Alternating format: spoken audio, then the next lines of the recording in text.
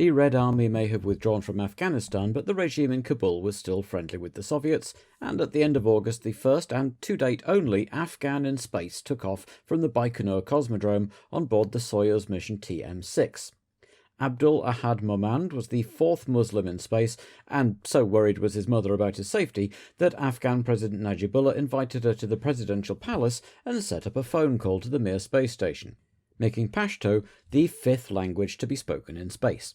In later life, Momand emigrated to Germany and eventually became a German citizen. The Faroe Islands played their first international football game, a 1-0 friendly defeat to Iceland. The autonomous Danish territory had joined FIFA as a full member in the summer and would record their first win in just their second game, a 1-0 friendly win against Canada in April. The Faroe Islands Football Association was not yet a member of UEFA, however, and would not be eligible to try and qualify for a tournament for another 2 years. And Gert Fröbe, best known to the world as the titular Bond villain Auric Goldfinger, died in Munich at the age of 75. Born in the Kingdom of Saxony, part of Imperial Germany, just before World War I, Fröbe had joined the Nazi Party as a young man in 1929, but left in 1937, and is in fact credited with saving the lives of 2 Jewish survivors of the Holocaust. As well as his starring turn in the Bond film, he was also involved in several ensemble casts during the 1960s, including The Longest Day, which also had a bit part for pre-Bond Sean Connery, Those Magnificent Men in Their Flying Machines, Is Paris Burning, and as Baron Bombburst in Chitty Chitty Bang Bang, which was written by Ian Fleming. Apparently he just couldn't escape those Bond connections. As the F1 teams headed to Monza, still in mourning for Enzo Ferrari, the team that bore his name had announced yet another management restructure, with team principal Marco Piccinini removed in favour of a management triumvirate. Lotus had announced that they would be moving to Judd engines for 1989, with Honda now building their new V10 atmospheric engine exclusively for McLaren. Nelson Piquet would remain at Lotus, which surprised some commentators who felt his performances in 1988 had been rather subpar, while designer Gerard Ducarouge, having announced his departure from the team last month, now announced that he would be joining the Larousse Calmels team for 1989. Zakspeed confirmed their rumoured engine partnership with Yamaha for 89, which could be a major coup if the Japanese firm could bring their motorcycling success onto four wheels, while Ligier were all at sea, with designer Michel Tetu already out and no replacement yet in position. René Arnoux would spend much of the practice sessions trying to get enough laps in before breaking down to test the new side pods before frustratedly switching back to the old car. Minardi had likewise given designer Giacomo Caleri the shove and were trying out new front suspension, which they hoped would put them back on the grid, and Coloni had some major aerodynamic changes too, and were hoping to improve their performances. Over at Arrows, Jaime Marder had finally managed to get the new engine and turbo fixes in place, and the team also confirmed that Derek Warwick would still be driving for them next year. The little AGS team, meanwhile, were looking rather shell-shocked. Major sponsor Bouygues had rather suddenly pulled out after work had commenced on a brand new headquarters for the team outside Gonfaron, leaving the work half done, Henri Julien in a financial hole, and the future of the team uncertain. With Nigel Mansell still unwell and Tom Walkinshaw unwilling to risk Brundle in a second race, the occupant of the Red 5 Williams at Monza would be Brundle's rival for the Sports Car Championship, Jean-Louis Schlesser. Frank Williams was somewhat limited in his options because Barclay's sponsorship of the Williams team prevented him from hiring one of the many Marlboro-sponsored drivers. The occupant of the number 6 car next year, meanwhile, was still the subject of debate. Many had expected Michele Alboreto to be hired after his departure from Ferrari, but at Monza Michele was saying he hadn't got the job, and Frank Williams promised an announcement after the race in which he was expected to confirm Patrese would be kept on. The Frenchman had made an attempt to get into F1 back in 1983, driving a Ram to 6th place at the Race of Champions, but failing to qualify for the one championship race he actually entered before his sponsorship check bounced. After that disappointment, he moved into sports car racing with Tom Walkinshaw, driving a Rover 3500 Vitesse to the French Touring Car Championship. He co-drove with Brundle and Mike Thackwell in endurance racing, coming third in that Mosport 1000km that was overshadowed by the death of Manfred Winkelhock, then entered Le Mans co-driving with Derek Warwick and Eddie Cheever. But for 1988 he'd left Tom Walkinshaw's stable and moved over to Peter Zauber's Mercedes-backed outfit, driving with Mauro Baldi and Jochen Mass, and by the time Williams called on his services for Monza, he was duelling with Brundle for the title.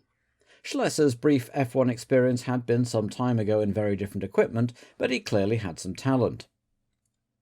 As a mark of respect for Enzo Ferrari, the red cars were allowed to take the track first for qualifying, but that was the limit of the concessions made, as once again McLaren dominated. With Larrauri again eliminated at pre-qualifying, the remainder watched Senna blow everyone else into the weeds, his Saturday time the only one on the grid under 1 minute 26, with Prost's 3/10 behind in second place. The Ferraris were on row 2 again, with Alboreto much closer to Berger this time, and then on row 3 sat Eddie Cheever and Derek Warwick, their Megatron engines finally developing the power that they were capable of 5 races before they would be retired. 7th was Piquet, then came the Benettons, top of the normally aspirated pile as usual, with Patrese 10th. The March cars had had a relatively disappointing session, 11th and 13th, which just shows how quickly they'd established themselves, and the Minardis and Zaxpeeds were also, gratifyingly for them, well up the ladder. Jean-Louis Schlesser, much less familiar with F1 cars than Brundle had been, struggled to 22nd on the grid, with Bailey edging out Palmer by just under a tenth to the last spot. Jonathan Palmer would be joined in the bar by Johansson, Tarquini and Modena. On race day, Prost found his Honda engine suffering a bit of a misfire and went out several times to join the grid, only to come back in and have it worked on some more before finally settling down on the grid. Things didn't look good for the local heroes either. Alboreto, like Prost, made several attempts to join the grid only to come back in to have his car worked on, while Berger had to have all his spark plugs changed as he sat on the grid, and both cars had had a complete replacement of their fuel systems between morning warm-up and grid. They weren't the only team with problems. As the cars left for the formation lap, Nannini's Benetton stayed put and had to be wheeled into the pits to have its spark plugs changed, and he would start from the pit lane. The rest made their way round to take the start, and were held a long time on the grid before the green flag was waved and the start procedure began. Eventually, though, they tore off the line, with Prost getting the jump on Senna, only for Ayrton to retake the lead going into the first chicane, followed by the Ferraris, Cheever and Boutsen, with Warwick having been slow away and dropped right back into 11th. Senna quickly headed away from Prost around lap 1, with Berger right behind the Frenchman, while Nannini was finally released from the pits as Senna came round Parabolica to finish the lap. Sandro would have a lot of catching up to do in his home race, but he did at least have 50 laps to do it. So it was Senna, Prost, Berger, Alboreto, Cheever and Boutsen in the top 6 at the end of lap 1, with Piquet passing Patrese for 7th, and Senna pulling away at a rate of knots as Prost's misfire returned. By lap 2, as Senna lapped Nannini, the gap was already 3.4 seconds. Larini Zazella was the first retirement when the engine electrics went dead, while behind the leaders, Boutsen was right on Cheever's tail, and Patrese had got back ahead of Piquet, with Capelli and Warwick right on the Lotus's gearbox and Gugelmin not far behind. Prost, meanwhile, had made a decision.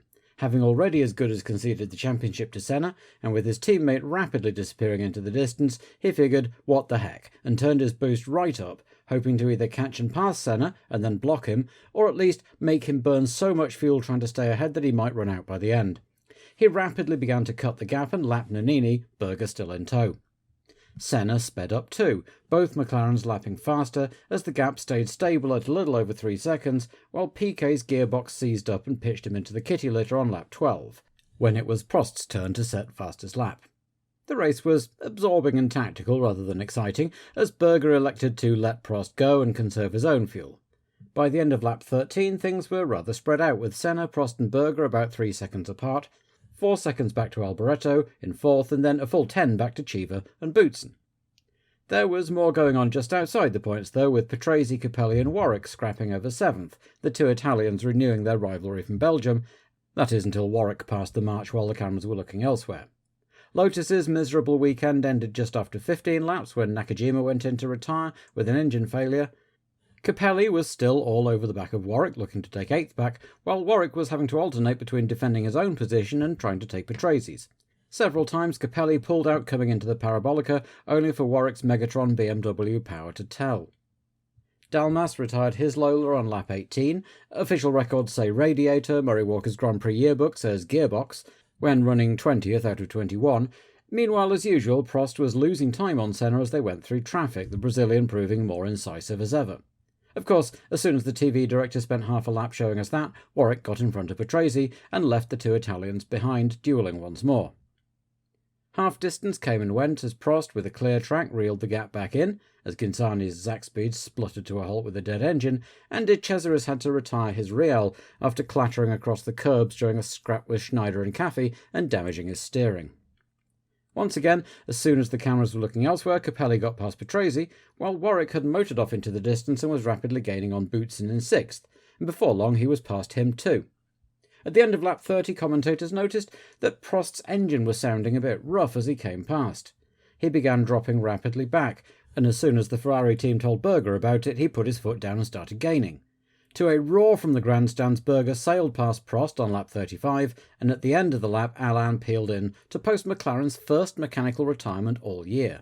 All of which left Ayrton Senna in a commanding and apparently unassailable lead of some 25 seconds over Berger, with Alboreto a lonely third, the two Arrows is now reunited after a fine comeback drive from Warwick, and Capelli also passing Boutsen to get up into the points. But it wasn't quite all over yet.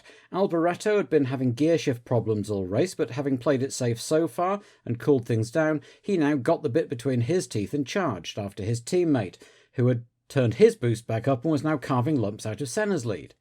Had Prost's tactics worked to make Senna burn too much fuel? Could Berger push him enough to run out? Would Alboreto, in his last drive for Ferrari in Italy, and keen to put himself in the shop window, put one over on the Austrian who dominated the team since joining last year? As the race entered its last 10 laps, the top three got closer and closer to each other, with the grandstand finish beckoning, and the Tifosi were on their feet as Alboreto set another fastest lap in his pursuit of Berger. The gap was down to 11 seconds from Senna, with 6 laps to go, then 6 seconds 2 laps later, while Alboreto had got to within a second and a half of Berger. Of course, catching is one thing and passing is quite another, as Murray Walker is so fond of saying, and even if Gerhard Berger could get up with Senna, a Ferrari win was still a bit of a long shot. But then it happened. Very wide spin! Senna! Ayrton Senna spins! Senna came up to lap Schlesser on his penultimate lap. Jean-Louis got himself in a bit of a mess and turned in on the McLaren, T-boning him and stranding him right rear wheel askew on the curbs at the Rettifilio. Jean-Louis Schlesser would never need to buy a drink in Italy again, as Berger and Alboreto swept past into the lead, and the roar from the grandstands drowned out the noise of the cars. Berger couldn't quite cruise to the end though, as Alboreto scented a win, and the Scarlet cars crossed the line just half a second apart at the end, with Cheever managing to hold off Warwick's challenge to take his first podium finish since his Renault days 5 years ago. Capelli took another points finish for March as the top Atmo car after a great race, with Boutsen taking the final point. But nobody cared about any of that. For the first time this year, McLaren hadn't won, and if it had been scripted, it could hardly have been more perfect. A Ferrari 1-2 at Monza following the death of the great Enzo Ferrari. The partying would go on into the night around Monza, while Prost could feel both relieved that Senna had not managed to capitalise on his misfortune, and maybe reflecting that if he hadn't broken down, he could have won and regained the title lead. Senna, meanwhile, looked his usual unruffled self as he walked back to the pits, but Monsieur Schlesser was probably off his Christmas card list for 1988. So, 4 races to go, an Iberian double-header in Estoril and Jerez, then the globe-trotting finale in Japan and Australia. The title was still open, however much Prost insisted that he couldn't really win. Alboreto's second place put him back ahead of Boutsen into 4th, but he was still 15 points behind his teammate, who had now won as many races in not quite 2 years at Ferrari as Michele had in his nearly 5. Eddie Cheever, meanwhile, Italian by upbringing lest we forget, could be well satisfied with the day's work, his 3rd points finish of the year, and his first with more than 1 point, to draw level with Mansell in joint 10th, and he and Warwick were looking forward to making a bit of headway in the last 4 races with their engines now sorted.